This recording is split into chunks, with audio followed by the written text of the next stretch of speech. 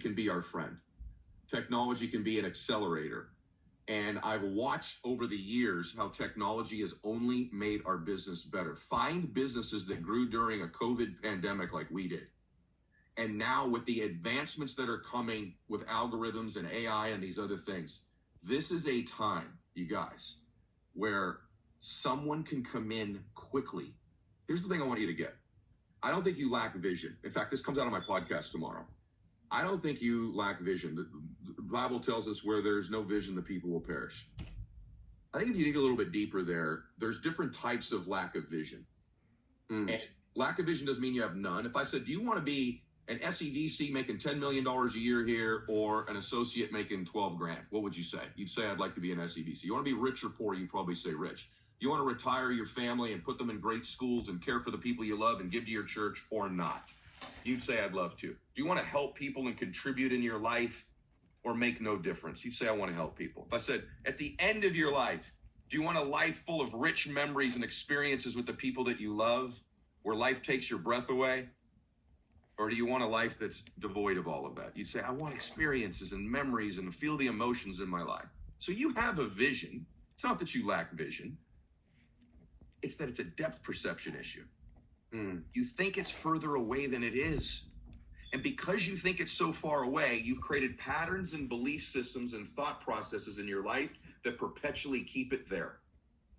And what I'm saying to you is that as you begin to realize it's much closer, you're one recruit away. You're one decision away. You're one meeting away. You know this, you are one recruit away from an explosion in your business. It's not that far away. It may be a series of one recruits until you get the one and you become the one, but it's so much closer. And if you can begin to believe that and know that and act in anticipation that the next recruit's that recruit, the next training's that training, the next leader's that leader. If you anticipate that and expect that, your reticular activating system in your brain begins to go to find those people for you. But if you go every day not expecting it, and here's what happens, because none of your other recruits were the one, you begin to assume the next one isn't either. Because none of your other clients close, you assume the next one won't. Because last month you didn't make SND, you assume this month you won't. So these assumptions and expectations are the challenge. And if we can accelerate that by you getting focused on your personal growth, and then even if it didn't exist, now there's this growth day environment that can accelerate it with journaling and accountability and the trainings and the messages that make you remember every day I'm one away. It's much closer than I think it is. And then we all wake up and we've won. Not everybody here is going to win. The thing that breaks my heart as I bring Rich up is that this company is going to explode. Todd and I and Rich are talking about numbers going over 100,000 agents and then 200,000. We're talking about events and stadiums instead of arenas, like all kinds of just interesting stuff we're discussing. None of it's promised or guaranteed, but stuff we're really looking at and relatively soon.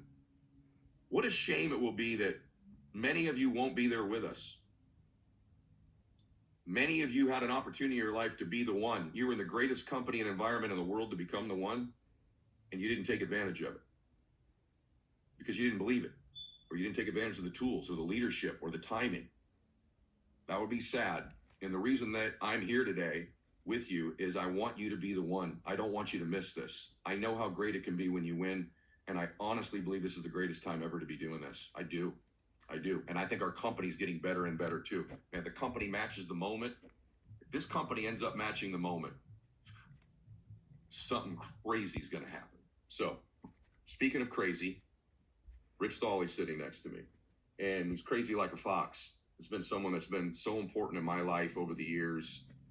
Most of you don't know this, but he's my upline. And he's the person that recruited me here. I'm very, very grateful for that. I'm grateful for our relationship over the years.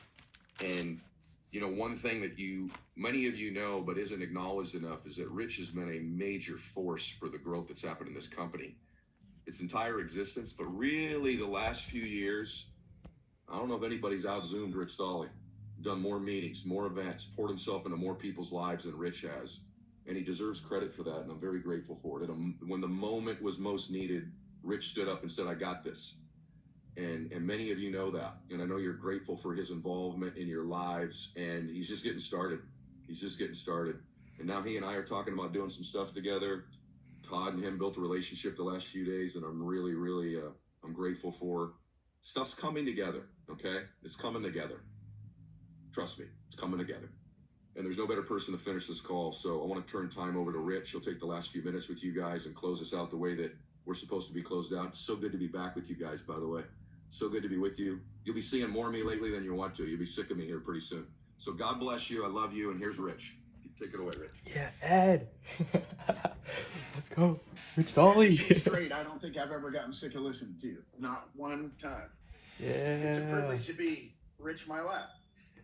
Rich Mylett. I'm prematurely gray, and I'm only 25 years old.